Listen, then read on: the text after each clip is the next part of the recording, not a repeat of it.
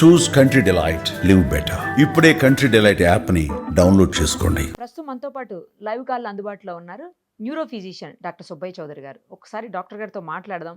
ఈ brain eating amoeba గురించి ఆయన ఏం చెప్తారు, ఎలాంటి జాగ్రత్తలు తీసుకోవాలని చెప్తారు, అసలు ఎందుకు, ఎక్కడ, ఎలా వస్తున్నాయి అన్నీ కూడా డీటెయిల్డ్గా అడిగి తెలుసుకుందాం. డాక్టర్ గారు నమస్తే అండి. నమస్తే అండి. డాక్టర్ గారు, ఈ కొత్తగా వింటున్నాము, కేరళలో ఇప్పటికే 20 మంది పైగా చనిపోయారని అంటున్నారు, 80 మంది వరకు దీని బారిన పడ్డారు అని అంటున్నారు. అలాగే ఇక్కడ కూడా వచ్చింది అని అంటున్నారు హైదరాబాద్ వరకు. సరే, ఇక్కడికి వచ్చిందో రాలేదో తర్వాత విషయం కానీ, బట్ అసలు ఆ బ్రెయిన్ ఈటింగ్ అమీబా అనేది ఏంటి, ఎందుకు అది బ్రెయిన్ మాత్రమే తింటుంది, దానికి మెడిసిన్ లేదా, ఒకవేళ ఉంటే ఎందుకు మరణాల వరకు కూడా మనం చూడాల్సి వస్తుంది? సో ఈ బ్రెయిన్ ఈటింగ్ అమీబా అనేది దాని నెగ్లేరియా ఫోలేరియా అంటారండి. ఇదొక ఎమీబా. ఇది పారాసైట్. మామూలుగా జనరల్ గా ఏంటంటే కనుక స్టాగ్నెంట్ వాటర్స్ లో, అంటే ఫ్రెష్ వాటర్స్ లో స్టాగ్నెంట్ గా ఉండి కొద్దిగా టెంపరేచర్ ఉన్న వాటర్స్ లో ఉంటుంది అనమాట. ఇది నార్మల్ గా బ్యాక్టీరియా మీద ఫీడ్ అవుతూ ఉంటుంది.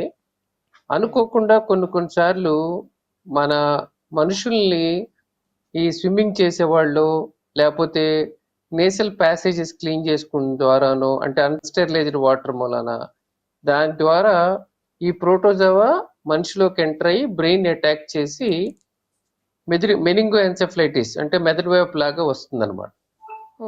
ముఖ్యంగా ఇది ఎప్పుడు వస్తుందంటే ఈ స్విమ్ చేసే వాళ్ళకి, లేకపోతే నేసల్ ప్యాసేజెస్ అంటే ముక్కు రంధ్రాలకి సైనసెస్ క్లీన్ చేసుకునేటప్పుడు ఈ అన్స్టెరిలైజ్డ్ వాటర్ వాడటం వల్ల దాని ద్వారా వెళ్ళే అవకాశం ఉంటుంది.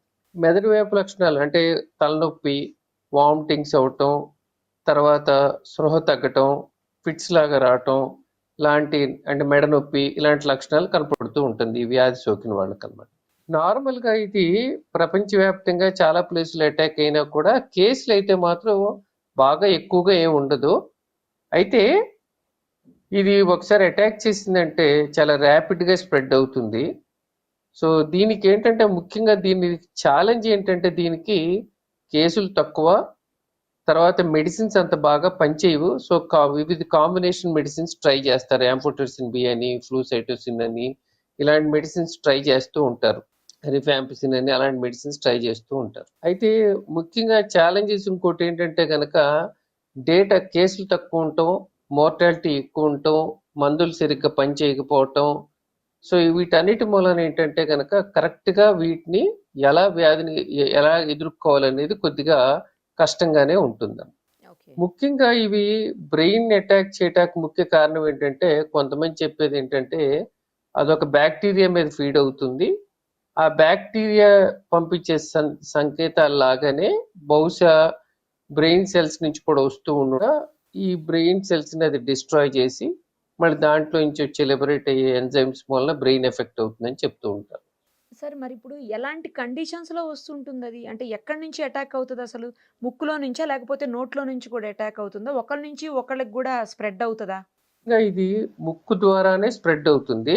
అంటే ఈ ఆల్ ఫ్యాక్టరీ నర్వ్ అని మన స్మెల్ పీల్చే నర్వ్ ఉంటుంది కదా, దాని ద్వారా పైకి వెళ్ళే అవకాశం ఉండొచ్చు. సో ముఖ్యంగా ఈ స్విమ్మింగ్ చేసేటప్పుడు, అంటే కొంతమంది డైవ్ చేయటము, లేకపోతే కనుక అంటే ముఖ్యంగా సీజన్ అంటే సమ్మర్ సీజన్స్, ఎస్పెషల్లీ జూలై నుంచి సెప్టెంబర్ మాసాల మధ్యలో ఈ ఇన్ఫెక్షన్స్ ఎక్కువగా ఉండే అవకాశం వాళ్ళు కొన్ని ఈ కేసెస్ రికార్డులో పరిశీలనలో తేలింది అది.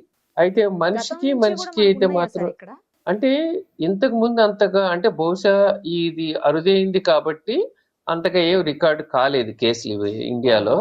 ఎస్పెషలీ కేరళలోనే ఎక్కువగా రికార్డ్ అయినాయి కేసులు. సో మిగతా దేశాల్లో అంటే బహుశా మరి కారణం తెలియదు, కానీ వాతావరణ పరిస్థితులు ఉండొచ్చు, లేకపోతే కనుక ఎక్కువ పాండ్స్ ఈ ఫ్రెష్ వాటర్ ఉండటం మూలన, దాని మూలన అంటే స్టాగ్నేషన్ ఉండటం మూలన, దాని మూలన అయి ఉండొచ్చేమో, కానీ ప్రత్యేకంగా అదే ప్రదేశంలో ఉంది అనేది చెప్పడానికి అయితే కారణం ఇది మితంగా అయితే ఏం లేదు. మనిషి నుంచి మనిషికి అయితే అంత ఈజీగా సంక్రమించదు కదా సార్? లేదు, మనిషి నుంచి మనిషికి సంక్రమించే ప్రస్తుతానికైతే అలాంటిది ఏమీ ఆధారాలు లేవండి. అది ముఖ్యంగా ఈ వాటర్ ద్వారానే, అది ఎస్పెషలీ కొన్ని డైవింగ్ చేసే వాళ్ళకి, స్విమ్మింగ్ చేసే వాళ్ళకి, తర్వాత ఏమో ఈ నేసల్ ప్యాసెస్ క్లీన్ చేసుకునే వాళ్ళకి అన్స్టెరిలైజ్డ్ వాటర్తో దాని ద్వారా వచ్చే అవకాశం ఉంటుంది. తాగే వాటర్తో కూడా ప్రాబ్లం లేదు కదా సార్? లేదు, లేదు. దాంతో తాగే వాటర్‌తో ప్రాబ్లమ్ లేదు ఇప్పుడు వరకు దీని ప్రకారంగా.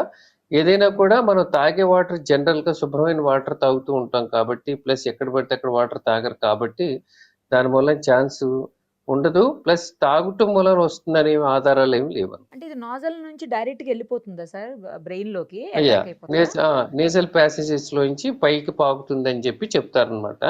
అది. ఆ విధంగా ఓహ్! వస్తుందని. వెళ్ళిన తర్వాత కేవలం బ్రెయిన్‌ని ఎందుకు అటాక్ చేస్తది సార్ అది? అదే చెప్తారు కదా! అంటే అది ఒక బ్యాక్టీరియా మీద ఫీడ్ అవుతూ ఉంటుంది.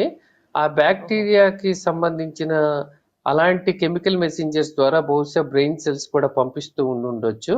అందుకని దానిలాగా అది ఆ కెమికల్ మెసెంజర్స్‌కి అట్రాక్ట్ అయ్యి బహుశా బ్రెయిన్ సెల్స్ మీద ఫీడ్ అవుతూ ఉంటాయని ఒక థియరీ ఉందన్నమాట అది.